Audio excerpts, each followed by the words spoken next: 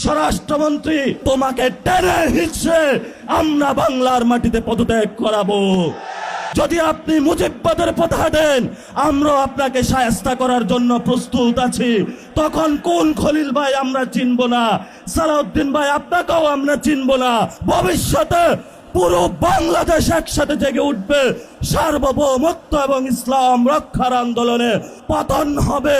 শিলংয়ের সেই ঘেটুপুত্র সালাউদ্দিনের পতন হবে, আমেরিকার পুতুল পুত্র সেই ফরেন মিনিস্টার খলিলের পতন হবে।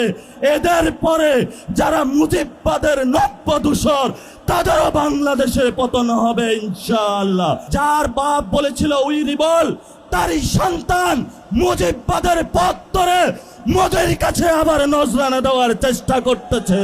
প্রিয় বিএনপি, প্রিয় তারেক রহমান, আপনার যদি মুজিববাদে যাওয়ার ইচ্ছা হয়, আপনি আওয়ামী লীগ থেকে বড় মুজিববাদী হইতে পারবেন না। আমরা আপনাকে হুঁশিয়ার করে দিচ্ছি, আপনি যদি মুজিববাদের পথে হাঁটেন, এই পথ বাংলাদেশের জনগণের পথ নয়। মুজিববাদী শক্তির সাথে কঠিন যুদ্ধ হবে ইনশাআল্লাহ। যশোর থেকে পঞ্চগড় সীমান্ত হত্যার প্রতিবাদে যার কণ্ঠস্বর ধ্বনিত হয়, জাতীয় নাগরিক পার্টির মুখ্য সমন্বয়ক জননেতা নাসির উদ্দিন পাটোয়ারি বক্তব্য নিয়ে আসছেন। জননেতা নাসির উদ্দিন পাটোয়ারি।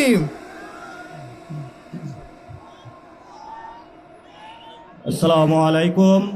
আজকের বাংলাদেশের ঐতিহাসিক এই বিক্ষোভ সমাবেশের সম্মানিত প্রধান অতিথি সভাপতি, 11 দলীয় জোটের নেতৃবৃন্দ এবং 11 দলীয় জোটের আমার সহযোদ্ধা ভাই ও বোনেরা, প্রশাসনে যারা রয়েছেন নিয়োজিত এখানে, সাথে সাথে আমাদের কণ্ঠস্বরের যারা পৌঁছে দিচ্ছেন মানুষের কাছে, আমাদের প্রিয় মিডিয়ার ভাইয়েরা, আজকে আমরা যখন এখানে কথা বলছি, তখন সীমান্তের কাঁটাতারের ওইখানে আমাদের অসংখ্য ভাই বন্ধুরা নিজেদের নিরাপত্তা নিয়ে উদ্বিগ্ন হয়েছে যে কখন ভারত থেকে একটি খুনি সন্ত্রাসী গোষ্ঠী এসে তাদের বোন, বাচ্চা, প্রিয় সন্তানকে যে কোনো সময় খুন করে চলে যেতে পারে।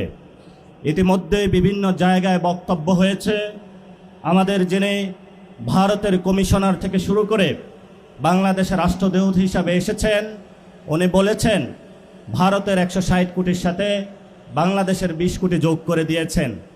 আমরা তাদের সাথে উদ্দেশ্যে বলতে চাই, বাংলাদেশের 18 থেকে 20 কোটি জনতা, পশ্চিমবঙ্গের 10 থেকে 12 কোটি জনতা, আসামের 1.5 থেকে 2 কোটি জনতা, তেমনিভাবে মণিপুর থেকে এই বাংলা ভূখণ্ডের বদ্বীপে যত